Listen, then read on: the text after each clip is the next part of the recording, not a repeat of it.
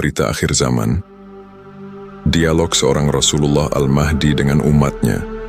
Skenario Al-Quran yang hidup. Di sebuah masjid besar, seorang Rasulullah Al-Mahdi zaman ini berdiri di mimbar. Jamaah yang hadir terdiri dari berbagai kalangan, ulama tradisional, intelektual modern, pedagang, mahasiswa, dan masyarakat biasa. Ia memulai seruan dengan suara yang jernih. Berkata Rasulullah Al-Mahdi, "Wahai manusia, sungguh telah datang Rasul kepadamu dengan membawa kebenaran dari Tuhanmu, maka berimanlah kepadanya, itu lebih baik bagimu. Dan jika kamu kafir, itu tidak merugikan Allah sedikit pun, karena sesungguhnya milik Allah lah apa yang di langit dan di bumi. Allah Maha Mengetahui, Maha Bijaksana."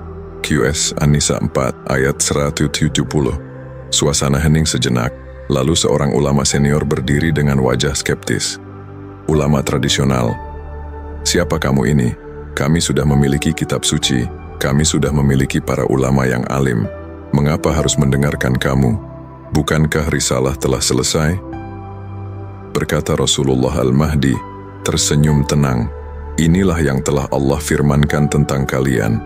Dan apabila dikatakan kepada mereka, ikutilah apa yang diturunkan Allah, mereka menjawab, tidak, tetapi kami mengikuti apa yang telah kami dapati dari nenek moyang kami."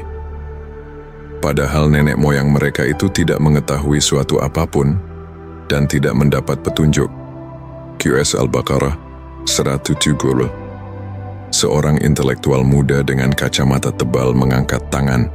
"Pejabat, hati-hati dengan ucapanmu, jangan sampai mengganggu stabilitas dan ketertiban.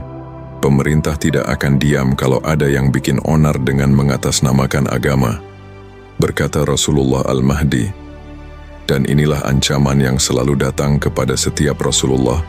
Orang-orang yang kafir di antara kaumnya berkata, "Jika kamu mengikuti Syuaib, pastilah kamu akan merugi." Maka mereka ditimpa gempa, lalu jadilah mereka mayat-mayat yang bergelimpangan di rumah mereka.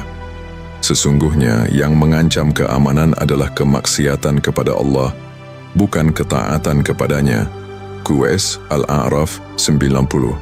Seorang wanita berkerudung tapi bermake up tebal protes.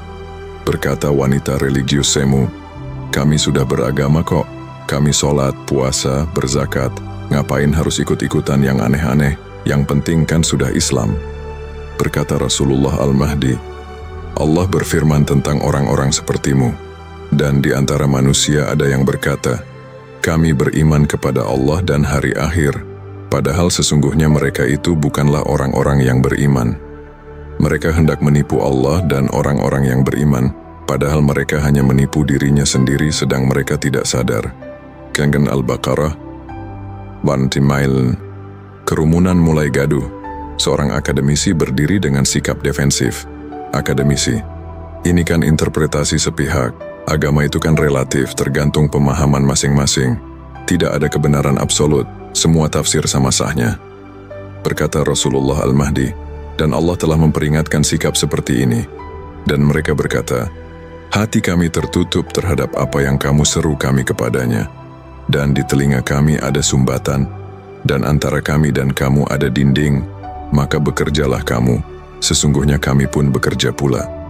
Padahal Allah telah menurunkan Al-Quran dengan penjelasan yang terang, bukan untuk dipermainkan dengan tafsir yang sesat. QS Al-Anfal 31. Tiba-tiba seorang tua berjenggot panjang berdiri dengan marah. Tokoh agama mapan, "Kamu ini sesat menganggap diri Rasulullah. Rasulullah sudah tidak ada lagi setelah Muhammad SAW. Kamu kafir murtad." Berkata Rasulullah Al-Mahdi, "Inilah tuduhan yang selalu dilontarkan kepada setiap pembawa kebenaran." Dan mereka berkata, "Hai orang yang diturunkan Al-Quran kepadanya, sesungguhnya kamu benar-benar orang yang gila. Mengapa kamu tidak mendatangkan malaikat kepada kami jika kamu benar?"